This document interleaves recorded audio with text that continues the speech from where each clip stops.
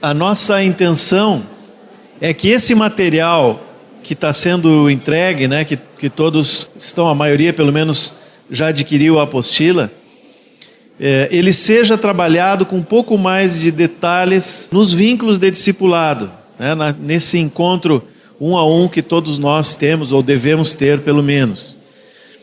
Vocês percebem que todo o assunto que está nesse material, ele é muito vasto. Nós estamos vendo em 2 ou 3 dias aquilo que o Thelma e a Heloísa fazem em 2 semanas, né, Thelma? O curso para casais e também no aspecto da paternidade. Nós vamos ver em 2, 3 dias. Então, a ideia é que esse seja realmente um tempo aqui para nós podermos olhar o ensino que a palavra traz, aquilo que é básico, que é fundamental, mas que seja depois trabalhado com um pouco mais de detalhe, de forma bem prática, nos vínculos de discipulado, ok? Continuando então o assunto, nosso assunto hoje é a vida do casal.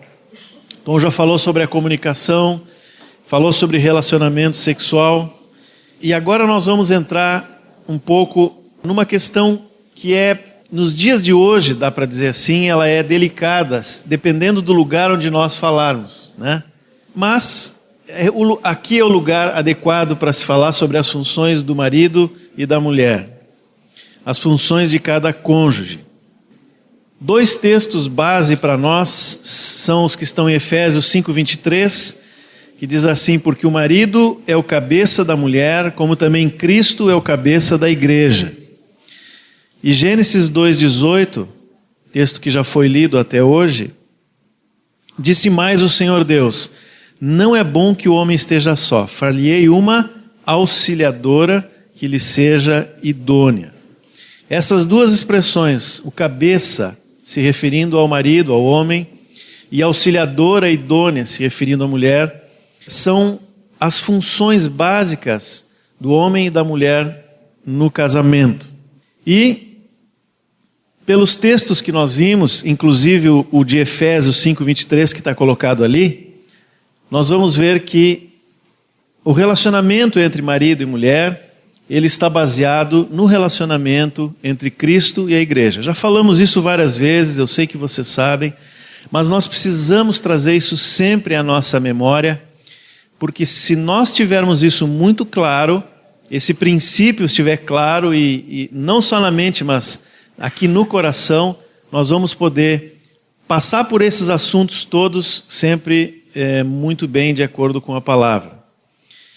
Quando falamos em relacionamento entre marido e mulher, nessa ótica das funções de cada um, assim como é Cristo e a igreja, nós precisamos lembrar que as palavrinhas-chave ali é unidade, harmonia, o Tom já falou sobre isso.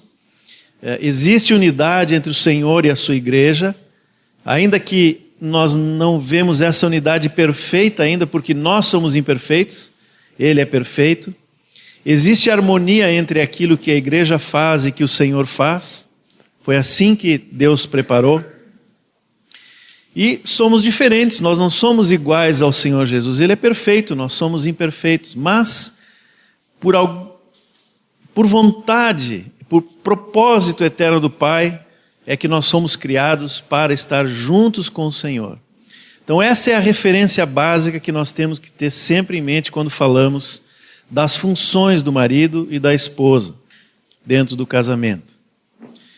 Essa é a vontade de Deus, que o marido seja o cabeça, que a mulher seja a auxiliadora.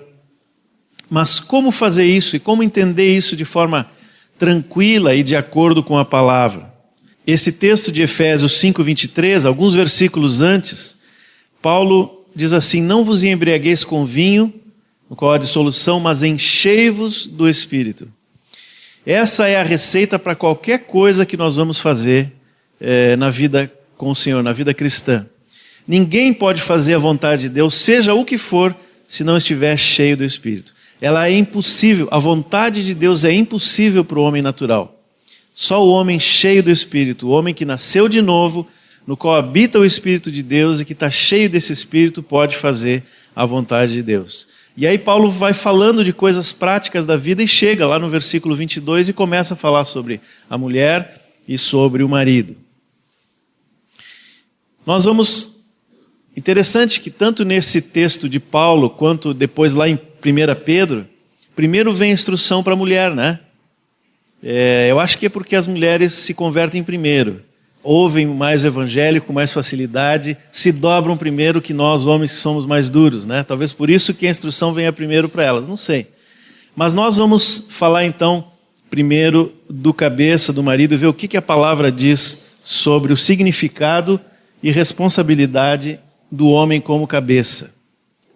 O texto que nós usamos ali é a continuação do capítulo 5 de Efésios, a partir do versículo 25, que diz assim: Maridos, amai vossa mulher, como também Cristo amou a igreja, e a si mesmo se entregou por ela, para que a santificasse, tendo-a purificado por meio da lavagem de água pela palavra, para apresentar a si mesma igreja gloriosa, sem mácula, nem ruga, nem coisa semelhante, porém santa e sem defeito. Assim também os maridos devem amar a sua mulher como ao próprio corpo. Quem ama a esposa, a si mesmo se ama, porque ninguém jamais odiou a própria carne. Antes, alimenta e dela cuida, como também Cristo o faz com a igreja. Então, a primeira coisa que o homem deve lembrar como cabeça é que antes de qualquer autoridade, antes de qualquer coisa que ele tenha recebido por essa posição, é exigido dele o amor. Antes de tudo, ele deve amar a sua esposa. E aqui nós estamos falando do marido em relação à esposa, mas o princípio é o mesmo. Tudo que nós vamos falar aqui vale também para os filhos, ou seja, é a postura do homem como cabeça na família. Hoje nós vamos falar mais no ponto de vista do marido em relação à esposa, amanhã é sobre os filhos, mas o princípio é o mesmo. O marido é o cabeça da família. Que tipo de amor que a palavra diz que o homem deve amar a sua esposa? Eu não sei se você sabe, mas no grego tem 3 palavras que são traduzidas para o português como amor. Uma se refere a esse amor que é o amor carnal, que é eros, né? É o amor da paixão, digamos assim, entre um homem e uma mulher. O outro é o amor, aquele próprio da amizade, é o filéu, é a palavra em grego, né? Mas tem o amor divino, que é o ágape. E é justamente essa palavrinha que está ali em Efésios 5:29. Por quê? Porque ele diz que é o amor com que Cristo amou a igreja. Esse mesmo verbo, amar, desta forma no grego, está também em João 3,16, porque Deus amou o mundo de tal maneira. 1 João 4,8 diz que Deus é amor. A mesma palavra está aqui em Efésios 5:25. Então, esse é o amor com que o marido deve amar a esposa. Vocês sabem que o mundo hoje, quando nós falamos em amor, ele leva tudo para o lado da paixão, amor esse eros, né? Mas a palavra nos diz que o amor que é exigido do marido em relação à esposa e aos filhos, à sua família, é um amor de Deus, próprio de Deus, aquele com que Cristo amou a igreja. Nós podemos fazer isso sem o Espírito? É impossível, né? Por isso que Paulo antes diz, para nós estarmos cheios do Espírito Santo. Mas, para que não fique algo assim tão elevado, né? Quando eu digo que é o amor de Deus, parece que está tão distante que eu não sei se eu vou conseguir fazer. O próprio texto vai nos falando de coisas práticas, que nos ajudam a ver como é que se ama de forma prática. Nós sublinhamos ali alguns verbos, né? São 5, se não me engano. A si mesmo se entregou, o verbo entregar ou entregar-se, para que a santificasse, outro verbo, santificar, apresentar a si mesma, igreja gloriosa, e depois lá no finalzinho, diz que ele alimenta e cuida. 5 coisas práticas nesse texto, né? Entregar-se é abnegar-se, sacrificar-se. Foi o que Cristo fez pela igreja. É isso que o marido deve fazer pela esposa, uma forma prática de demonstrar esse amor. De novo, tudo isso é um conflito com o padrão desse mundo, né? O Tom falou aqui que uma das coisas que estão em desacordo com a vontade de Deus no relacionamento conjugal, relacionamento sexual, não ser egoísta, né? Agora, isso não é só nessa área. Em todos os relacionamentos, o mundo nos diz para sermos egoístas. Eu busco a minha felicidade, enquanto eu deveria buscar a felicidade do outro. Pois é exatamente isso. Isso é a primeira coisa prática que Paulo está falando aqui nesse texto sobre o marido amar a esposa. Ele deve sacrificar-se. Muitas vezes, o marido chega cansado em casa depois do trabalho, de algumas coisas, né? Mas mesmo assim, ele precisa ajudar a sua esposa em coisas práticas do dia a dia. Isso é sacrificar-se. E podia dar muitos exemplos do que é sacrificar-se, abnegar-se, mas eu sei que vocês sabem do que eu estou falando, né? A segunda coisa, ele deve santificar a sua esposa. O que é santificar? E aqui diz, né? Para que a santificasse, tendo-a purificada por meio da lavagem de água pela palavra. Tudo que nós estamos falando aqui, especialmente no que diz respeito a essa função do marido e da esposa, tem uma linhazinha, né, que vai passando por tudo isso, que é a questão da autoridade. Quando nós falamos em autoridade, nós temos que lembrar que Deus estabeleceu ordem para todas as coisas quando fez o universo, né? Inclusive para o homem. Ele fez o homem espírito, alma e corpo. O espírito para ter comunhão com ele e para governar todo o ser do homem. A alma sujeita ao espírito, mas com entendimento, com vontade, com sentimentos, ordenando as coisas todas no corpo. O pecado fez uma bagunça em tudo isso. E a alma passou a ser aquela que governa. Hoje nossos sentimentos, hoje não porque somos já homens e mulheres controlados pelo Espírito, né? Mas antes de conhecer o Senhor, os sentimentos, a vontade, os pensamentos eram o que governava a nossa vida. E assim é para todo aquele que é incrédulo. Então, tudo que nós vamos falar aqui, vocês vão ver de uma forma ou de outra, está relacionado à ordenação da alma. Por que eu estou dizendo isso? Porque, e aqui me perdoem, eu não estou fazendo nenhum preconceito, né? Mas as irmãs podem dizer que isso podem confirmar o que eu estou dizendo, né? Mas as nossas esposas, as irmãs, são muito mais suscetíveis na sua alma, nos seus sentimentos, nos seus pensamentos, e nessa hora vem o papel do marido como cabeça, para santificar segundo a palavra. É muito fácil que a esposa seja afetada por qualquer coisa que ela ouve, ou que ela vê, ou que ela pensa que ouviu, é uma conclusão que ela tirou. É fácil isso de acontecer. Nessa hora, o marido que é o cabeça, ele vai trazer ela para junto da palavra. Vai ajustar as coisas não de acordo com o pensamento do mundo ou com o seu próprio pensamento, mas vai a santificar pela palavra. É isso que Paulo está dizendo aqui. E com o objetivo, né? Apresentar a si mesmo igreja gloriosa, sem mácula nem ruga. Esse apresentar dessa forma gloriosa fala de proteção, de cobertura. Cobertura espiritual e, de novo, né? Também na alma. Muitas vezes a nossa esposa, ela é exposta a tantas lutas, tantas dificuldades, e isso causa um dano, causa uma mancha, uma mácula. Nessas horas o marido tem que cuidar para proteger, para guardar a sua esposa. E por fim, esses dois verbos que são muito práticos, né? Alimenta e cuida. Alimentar fala de sustento material, mas também fala de cuidado, fala de carinho, fala de afeto, fala de amizade. Eu sei que para os homens isso às vezes é difícil. Se for gaúcho, mais difícil. Se for da fronteira, meu Deus do céu, muito mais difícil, né?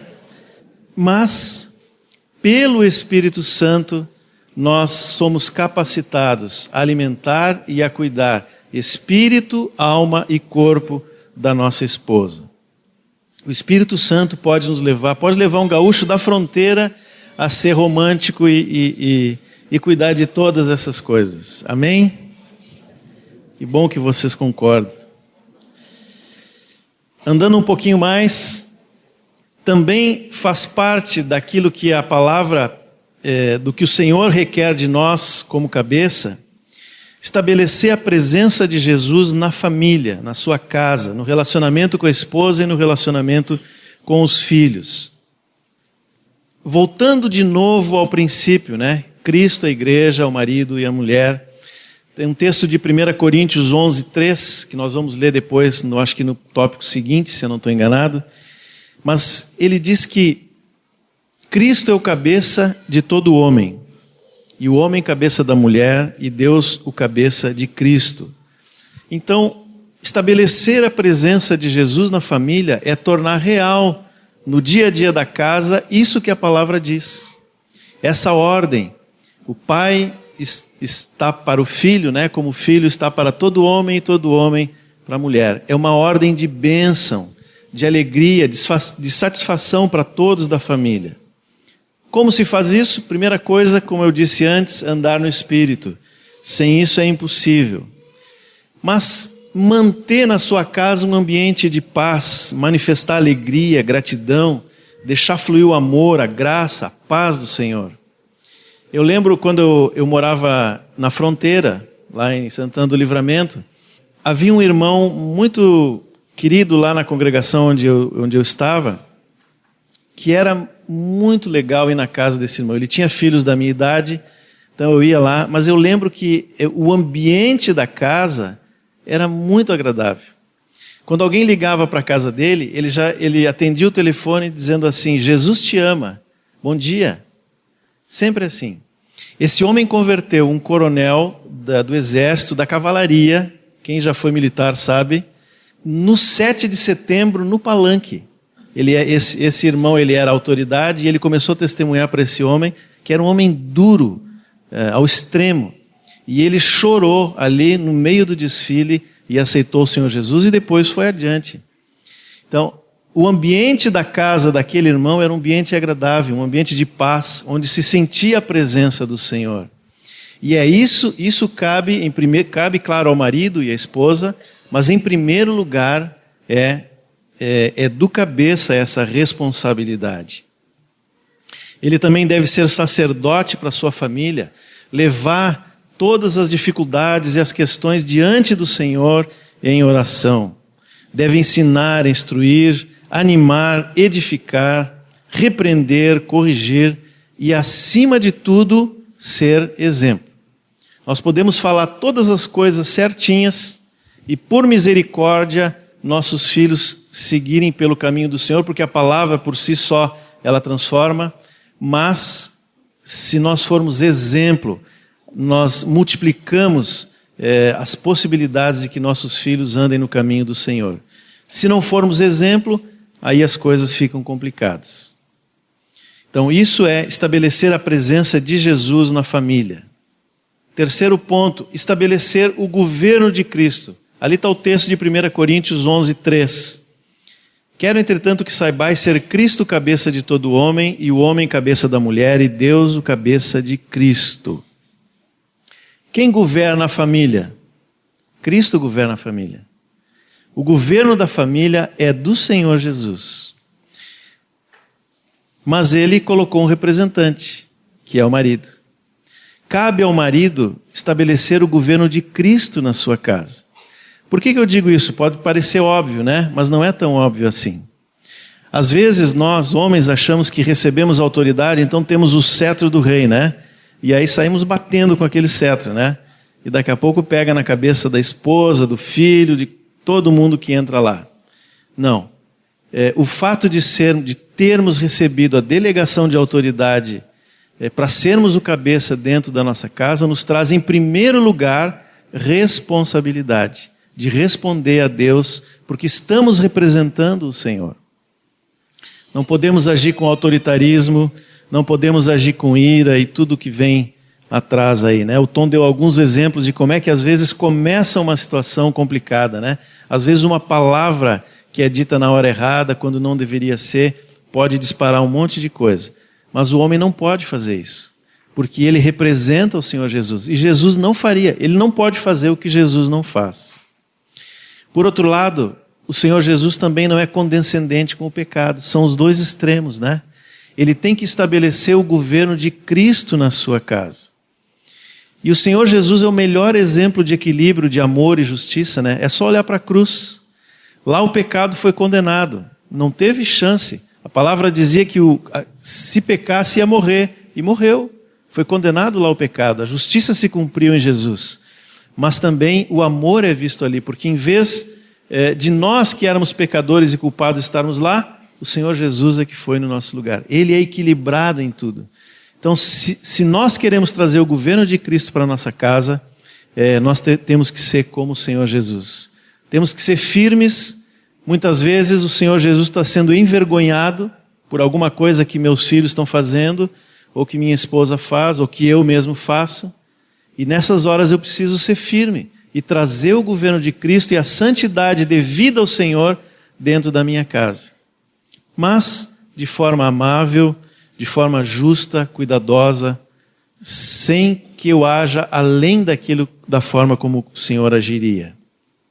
Essa questão do governo de Cristo na casa é tão importante que, se nós formos olhar no Novo Testamento, esse é um dos requisitos, talvez um dos que mais se destacam, porque os outros são coisas mais comuns, para que o Senhor chame alguém para estar à frente da sua igreja. Aquele que governa bem a sua casa, ele pode estar à frente da igreja.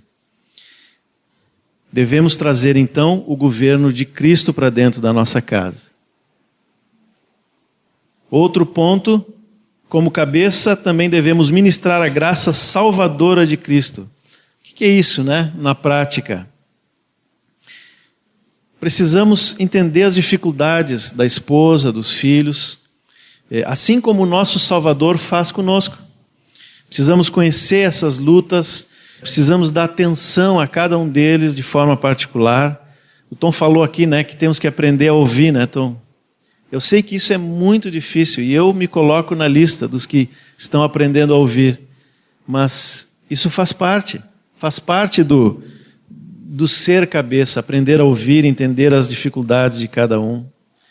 Diz ali também, ajudá-los a ver a dimensão eterna da sua vida, das suas funções, daquilo que faz, especialmente em relação à esposa. O mundo de hoje, a sociedade de hoje, a nossa cultura atual, ela diz para o marido e para a mulher que cada um tem que buscar os seus alvos, os seus objetivos. O mundo não diz que marido e mulher devem andar juntos na mesma direção e no mesmo objetivo, né? Cada um busca o seu objetivo. E em relação à mulher, nós somos constantemente bombardeados de que ela tem que buscar o seu objetivo, inclusive na vida profissional. Eu lembro que quando a minha esposa fez graduação, fez o mestrado, e ela, durante o mestrado, ficou grávida. Nós tivemos as duas filhas, uma atrás da outra, assim, enquanto ela estava fazendo o mestrado. Nós já tínhamos convicção de que ela deveria não ir adiante, né? Mas o quão difícil era para os colegas de trabalho meu e dela, né, entender que depois de todo esse investimento, ela ia agora cuidar dos filhos. Outro dia conversei com uma irmã aqui também que foi mais adiante, fez o doutorado. E depois Deus disse, tá bom, agora tu vai usar esse conhecimento para cuidar da tua família. E às vezes, eu não estou dizendo que é pecado trabalhar, fazer mestrado, doutorado, não me entendam mal, tá?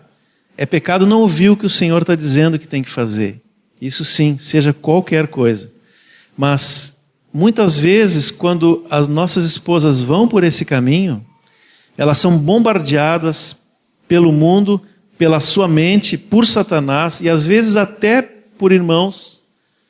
E nessas horas, o marido precisa colocar para a esposa a dimensão daquilo que Deus pediu a ela, como esposa e mãe. Ela está investindo em algo que vai para a eternidade. Ela vai salvar seus filhos. Não que alguém que trabalha não vá salvar seus filhos. Não estou dizendo isso, tá? Mas há um risco de que aquela mulher que se dedica exclusivamente à sua casa sofra essa luta interior. E nessa hora o marido tem que ajudá-la a vencer essa luta. Isso é também ministrar a graça salvadora de Cristo, né? Indo adiante, também faz parte do ser cabeça instruir e edificar a família. A mulher e os filhos são os primeiros discípulos de qualquer homem, né? Qualquer marido. E como nós vivemos um contexto de igreja onde o discipulado é algo bastante importante, é essencial na verdade, entendemos assim pela palavra, às vezes podemos esquecer, né, que os nossos primeiros discípulos são os que estão dentro de casa. Semana passada o Otcar falou bem claro isso, né, que meus filhos, eles são minha responsabilidade perante o Senhor. Eu tenho que discipulá-los. Não significa que eles não podem ser ajudados no meio do corpo, claro que podem, mas essa responsabilidade Deus não vai tirar do pai. Ele é que vai conduzir os seus filhos até a idade adulta. Esse ensinar e edificar a casa envolve um ensino metódico e profundo das Escrituras, mas também uma aplicação prática na vida, né? Se o Telmo pudesse vir aqui, Heloísa, né, ou algum dos outros professores das crianças, eles poderiam confirmar, né, aquilo que a gente ouve há anos, né, que trazer apenas os filhos na aulinha, né, que tem durante a reunião não é suficiente. Na verdade, esse trabalho, que é muito bem feito, ele é apenas um complemento àquilo que deve acontecer durante toda a semana. Trabalho do pai e da mãe. E eles sempre dizem, né, é fácil de ver a casa onde isso acontece ou não acontece, não é, Thelma? Isso se mostra aqui. As crianças que são instruídas pelos pais ou não. Tanto no conhecimento da palavra, quanto na aplicação prática da palavra. Não adianta eu ensinar meu filho que Deus é um Deus de perdão, de amor, mas numa situação em que ele precisa perdoar, ou que ele precisa pedir perdão, eu deixo a palavra de lado e uso métodos humanos. Não, né? Eu tenho que ensiná-lo segundo a palavra e aplicar esse ensino de forma prática. E é um trabalho não só do marido, é da mulher, né? O marido começa esse trabalho e a esposa, durante os dias, vai fazendo ele na prática. Então, esses 5 pontos resumem, de certa forma, o que é a função do marido como cabeça. Esse é o correto. Agora, quais são as atitudes erradas do homem? Eu falei no início que é fácil nós pegarmos o cetro da autoridade, né? E dizermos assim, bom, agora eu mando, eu decido, eu faço, a minha esposa não pode nem falar. Acaba anulando a esposa. E usa muitas vezes de dureza, de autoritarismo. Eu acho que essa atitude não é tão comum mais hoje em dia. Espero, né? Espero que seja assim. Mas ela é errada. Ela está em desacordo com o que o Senhor diz sobre a função do homem. A mulher é companheira, é auxiliadora idônea. Se o marido desconsiderar isso, ele perdeu tudo aquilo que Deus fez. Deus criou a sua esposa para ser auxiliadora. Se ele quiser agir sozinho, ele já perdeu metade, né, do suprimento de Deus para a sua vida. Então é errado anular a esposa, né? E nós sempre erramos nos extremos. O outro extremo é omitir-se da sua função como cabeça e acabar por sobrecarregar a esposa. Esse talvez seja um erro mais comum. Como o marido tem tantas responsabilidades, tantas coisas, às vezes ele vai dizendo assim, não, isso aí resolve, né? Resolve tu aí, né? E aquilo que às vezes são coisas corriqueiras do dia a dia, que a mulher realmente pode fazer, daqui a pouco chegam em coisas mais importantes e que são um peso para a esposa e que o marido não pode deixar com ela. Especialmente no que diz respeito à obra. Porque aí nós vamos estar tratando com pessoas, questões, sentimentos, tudo aquilo que eu disse que por vezes é muito pesado para a esposa. O marido não pode nem anular a esposa e nem se omitir e sobrecarregá-la. Amém? E do lado da esposa? Agora vem o outro lado da moeda, né?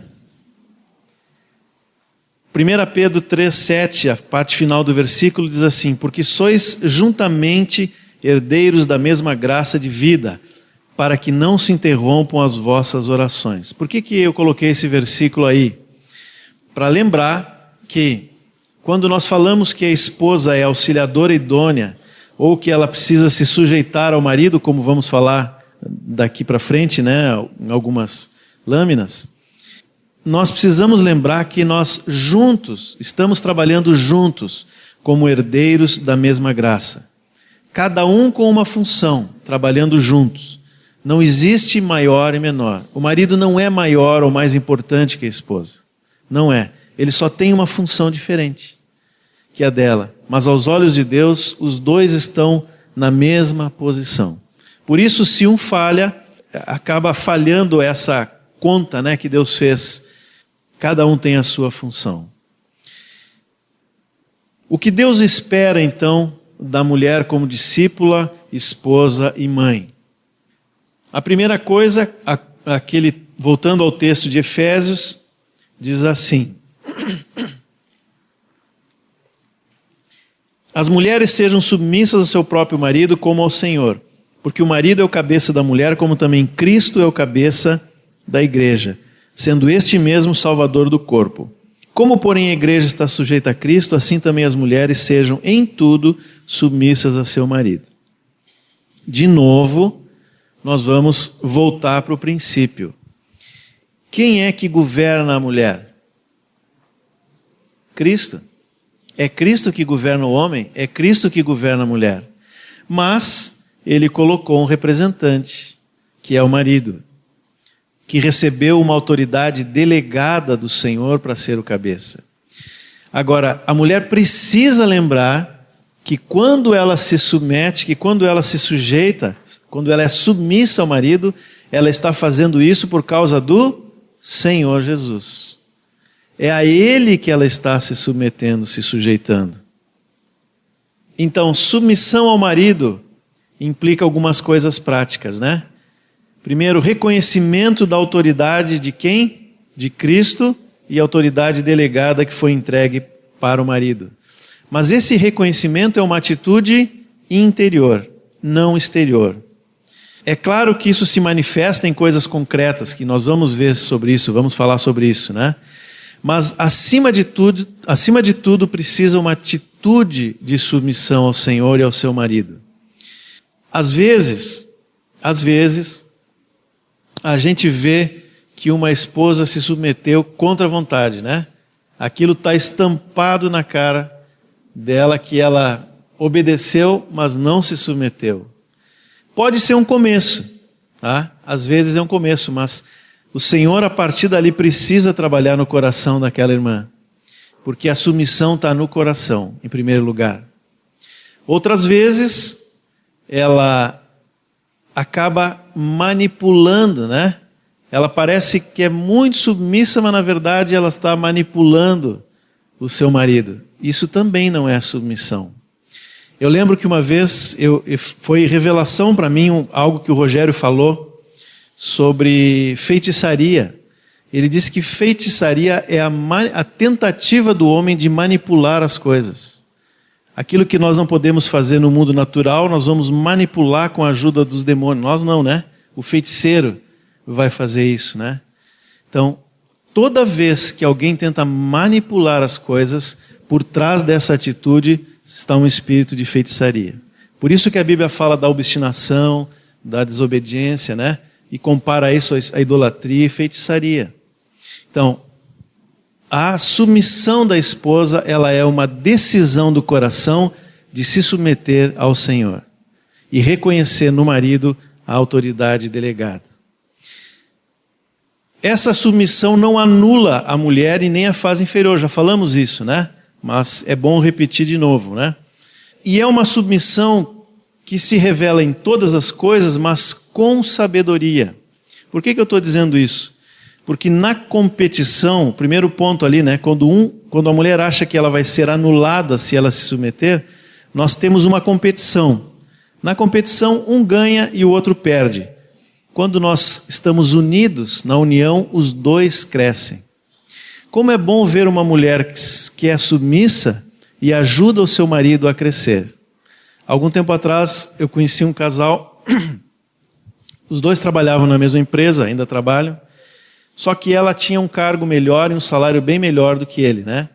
E eu fiquei assim feliz de ver, apesar daquela situação, ela tinha uma posição de submissão muito dócil e foi muito sábia em ajudar ao seu marido para que aquilo não fosse nenhum problema para ele. Pelo contrário, ela o incentivava tanto que aos poucos ele foi crescendo na empresa e hoje está numa posição maior do que a dela. E não quer dizer que isso seja regra ou padrão para ninguém, tá? Mas eu gostei de ver a atitude daquela mulher, de submissão e de sabedoria. Quantas vezes nós vemos homens que se casam e crescem, né? Crescem muito. Aliás, isso é muito comum e deve ser assim mesmo. E em grande parte se deve à ajuda de uma mulher submissa e sábia, que age com sabedoria. E quando o marido é incrédulo, também vale a regra da submissão? O que diz o texto de 1 Pedro 3:1, que nós já lemos, eu acho, né? Já me perdi aqui se lemos ou não lemos, mas é outro texto também fundamental para entender o papel do homem e da mulher, 1 Pedro 3. E o primeiro versículo fala que as mulheres devem ser submissas, e diz assim: para que aqueles maridos que ainda não obedecem à palavra sejam ganhos sem palavra alguma, pelo procedimento da sua esposa. E no versículo 2 diz um procedimento honesto e cheio de temor. Está lá no texto de Pedro, né? Então, a submissão vale em relação ao marido incrédulo? Claro que vale. O texto que nós lemos, que diz que Cristo é o cabeça de todo homem, e o homem cabeça da mulher, e Deus o cabeça de Cristo, ele diz ali que Cristo é o cabeça de todo homem. Não diz de todo discípulo, diz de todo homem. E todo no grego é todo mesmo, né? Então, não importa. Na semana passada nós ouvimos o Moacir dizer aqui que casamento entre incrédulos ou entre discípulos, aos olhos de Deus é casamento. Aquele homem é o cabeça e ela é auxiliadora idônea. Não importa se não conhecem a palavra, se não fazem a vontade de Deus, mas no momento em que a esposa se torna discípula do Senhor, ela vai entrar no padrão do reino. E dessa forma, sem palavra alguma, conquistar o seu marido. Eu sei que é difícil muitas vezes para as mulheres que se convertem nessa condição entender esse versículo, né? Especialmente a parte que fala assim, ó, sem palavra alguma. Mas eu garanto para vocês que na minha Bíblia está escrito isso e vale. Nós temos que ter fé, né? Ganhar aquele marido incrédulo sem palavra alguma pelo seu procedimento. É claro que não significa que não vai dar testemunho daquilo que transformou a sua vida. Vai dar sim, vai falar, mas é sem aquela insistência que acaba afastando mais o marido do Senhor. E por fim, submissão não significa omissão. O Tom usou um exemplo aqui, né? Que às vezes a mulher pensa assim, o marido é o cabeça, então deixa que ele resolva e eu estou fora, né? Deixa esse problema com ele. Não, a mulher sábia, que é auxiliadora, foi feita pelo Senhor para ser auxiliadora idônea, ela vai cooperar, não vai se omitir, mas se colocando na posição correta. Isso é submissão. A segunda coisa que a palavra fala nesse capítulo 5 de Efésios, que também faz parte do procedimento da mulher, é o respeito ao marido. O versículo 33, fala que o marido ame a sua esposa e diz assim, e a esposa respeite ao marido. Respeito é diferente de submissão, né? Esse está mais ligado a aquilo que é exterior, aquilo que a gente vê. É claro que parte de uma atitude interior, mas ele é mais visível, né? Porque envolve a forma de falar, o tom de voz, a maneira como se dirige ao marido, né? Não precisa chegar assim com a cabeça baixa e dizer, meu Senhor, não é isso, né? Sei que vocês me entendem. Mas como é feio às vezes quando uma esposa desrespeita o marido, né? O outro tópico diz assim, a apreciação ou depreciação, né, que é o respeito ou desrespeito da esposa ao marido. Às vezes isso é feito a sós, né? Uma palavra que, como o Tom falou, que pode trazer um problema enorme. Às vezes faz ressurgir coisas do passado. Mas às vezes isso vai adiante. Desrespeita o marido na frente dos filhos e até na frente de terceiros.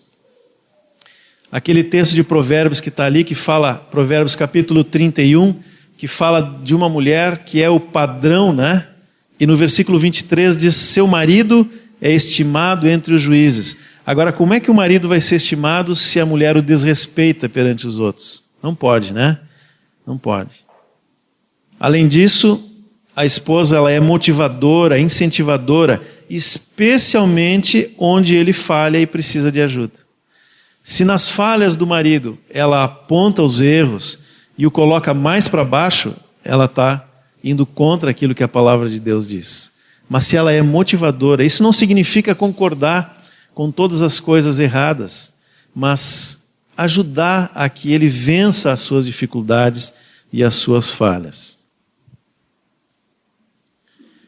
Um outro ponto que também não está em Efésios, mas fala lá em Pedro, é sobre a beleza interior e exterior da mulher. O texto de 1 Pedro, eu coloquei a versão da NVI porque ele é um pouquinho mais claro, né, nesse versículo pelo menos.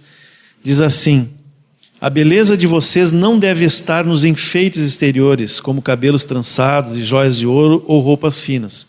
Ao contrário, esteja no ser interior, que não perece, beleza demonstrada num espírito dócil e tranquilo, o que é de grande valor para Deus. E o outro versículo que está ali, também do capítulo 31 de Provérbios, versículo 30 diz assim, enganosa é a graça e vã formosura, mas a mulher que teme ao Senhor, essa será louvada. Isso não significa que as mulheres não precisam desprezar totalmente tudo aquilo que diz respeito à beleza exterior, cabelos, maquiagem, roupas, não é isso que eu estou falando, né? Nós não temos por hábito, né, estabelecer alguma regra de tamanho da saia, do cabelo, ou o que seja. E se alguém tiver, não tem problema nenhum, mas não é isso, a ênfase não é nesse ponto, né? A ênfase que a palavra dá é na beleza do homem interior, do ser interior. É nisso que a mulher deve investir. E, claro, também cuidar do aspecto exterior, especialmente porque isso agrada o seu marido, como o Tom lembrou, né, Tom? Os maridos concordam ou não? Amém. Mas, às vezes, também a mulher passa do ponto, né? E acaba andando naquilo que diz respeito ao aspecto exterior, roupas, maquiagem, etc., segundo padrões do mundo. Que é o que aqui sim fala a palavra, né? Um excesso, uma atenção demasiada ao aspecto do exterior, às vezes até caindo para padrões que são mundanos mesmo, que podem até criar um problema para outros homens, porque chama atenção pela sensualidade no vestir, e isso a palavra condena. Então, de novo, o equilíbrio, o respeito ao Senhor, a submissão ao Senhor, através da figura do marido. Amém? Uma última coisa, Tito 2, 13 e 5 diz assim, quanto às mulheres idosas, tem uma outra versão que diz mais velhas, né? Semelhantemente que sejam sérias em seu proceder, não caluniadoras, não escravizadas a muito vinho.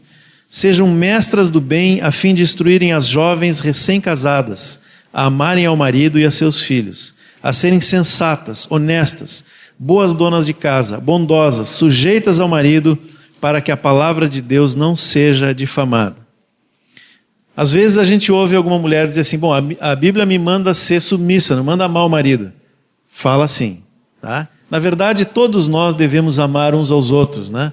Especialmente nesses vínculos mais próximos. Mas aqui está uma menção clara, objetiva, direta, que das mulheres mais velhas, mais maduras, aquelas que andaram mais no casamento e no Senhor, ajudarem as mais novas a também amarem seus maridos e a seus filhos.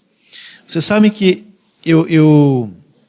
que me ajudou um pouco a entender esse texto foi o testemunho de uma velhinha, de uma senhora, acho que tinha já quase 90 anos quando eu conheci ela, quando eu ouvi.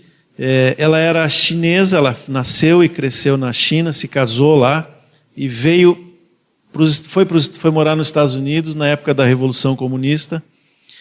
E eu estava lá numa conferência nos Estados Unidos e das oficinas era para casais e ela deu o testemunho dela. E ela disse que quando eles moravam numa região mais rural, que não tinha tanta influência do Ocidente, foi essa expressão que ela usou, era muito raro que algum casamento fosse feito porque um rapaz e uma moça se tivessem alguma atração pelo outro. Os casamentos eram feitos pelo pai de um e o pai da outra. Eles escolhiam o marido e a mulher, né? E não raro, aqueles dois jovens se conheciam só na véspera ou no dia do casamento. Então ela disse que esse texto de Tito era um dos ensinos mais importantes para elas. Porque uma mulher que conheceu o seu marido na noite em que se casou, ela precisava, sem nenhum sentimento, sem nenhuma paixão, sem nenhuma influência dessas coisas ocidentais, como disse aquela irmã, que nós estamos tão acostumados, né? Ela precisava aprender a amar o seu marido e os seus filhos. É claro que hoje nós estamos num outro contexto. Não estou dizendo que os jovens não possam, né, olhar aí e se relacionar como foi falado na semana passada. Não é isso. Mas o amor está acima de todos os sentimentos humanos e toda a influência desse mundo, toda a cultura desse mundo, seja ela chinesa do século passado ou ocidental desse século. O amor do Senhor está acima de tudo. E uma das coisas que uma auxiliadora idônea, segundo a vontade do Senhor, faz é ajudar as outras irmãs a andarem também por esse caminho. Amém? Aonde que a mulher pode errar? Também duas coisas extremas, né? Primeiro, ser independente do marido. Fazer as coisas, ter alvos próprios, totalmente desligados daquilo que o marido quer. E a outra é tomar o lugar do marido. A mulher ser o cabeça, né? Ou como alguns fazem uma brincadeira, ser o pescoço, que gira o cabeça para onde quer, né? Nada disso está na palavra. Tudo isso é contrário à vontade do Senhor, né? E a mulher que toma essa posição, ela na verdade está perdendo. Porque só mesmo quando ela cumpre a função para a qual ela foi criada, de acordo com a vontade do Senhor, ela entra no descanso. Algum tempo atrás o Senhor me falou através de um texto, está lá em Mateus 11, 29 e 30, quando Jesus diz assim, primeiro ele nos convida a tomar o seu jugo, né? Tomai sobre vós o meu jugo, aprendei de mim que sou manso e humilde de coração, e achareis descanso para a vossa alma, porque o meu jugo é suave e o meu fardo é leve. E o Senhor me disse, se é verdade que o casamento é uma figura de Cristo e da igreja, esse versículo se aplica também ao relacionamento do marido e da mulher. Aliás, cônjuges são aqueles que estão debaixo do mesmo jugo, né? É aquele que está no mesmo jugo comigo, cônjuge. Agora, por que o Senhor Jesus pode nos convidar para entrar nesse jugo? Porque Ele é aquele que leva a parte mais pesada. Ele sabe que nós não podemos carregar todas as coisas. Então Ele vai à frente. Ele é aquele que conduz a igreja, né? Assim também é a posição do marido. E a mulher só descansa quando ela entra nessa posição mansa e humilde de submissão ao seu marido como ao Senhor. Aí ela vai ter um peso leve e um fardo suave, ou o contrário, né? Mas ela vai estar protegida e guardada pelo Senhor. Se nós aprendermos esse princípio, tanto marido quanto mulher, nós vamos ser felizes no nosso casamento. Amém? Isso aqui, como eu disse, é um assunto para um retiro de uma semana ou mais. Nós passamos bem rápido para que seja bem fixado os princípios, mas é muito bom e nós queremos que todos nos seus vínculos, nos relacionamentos, voltem a esses assuntos e comecem a buscar o Senhor para ver se estamos realmente vivendo isso. Amém? Senhor Jesus, queremos te agradecer pela tua palavra, pela forma, Senhor, como Tu tem nos conduzido nesses dias. Te damos graças, Senhor, porque todas essas verdades são conhecidas, mas o Teu Espírito Santo tem renovado na nossa mente e no nosso coração. E sabemos que Tu estás fazendo isso para que a nossa vida seja bem ordenada, Senhor. Para que nós possamos experimentar a felicidade de viver 100% dentro da Tua vontade. Obrigado, Senhor, por isso. Quero Te pedir, Senhor, que o Teu Espírito Santo, esse que nos enche, Senhor, e que nos conduz a toda a verdade, possa agora trabalhar esses assuntos, tudo que foi falado, o que foi lido, o que vai ser lido, o que vai ser discutido nos vínculos daqui para frente, Senhor, possa trabalhar isso, para que nós possamos experimentar a boa, agradável e perfeita vontade Tua, Senhor. Amém. Amém.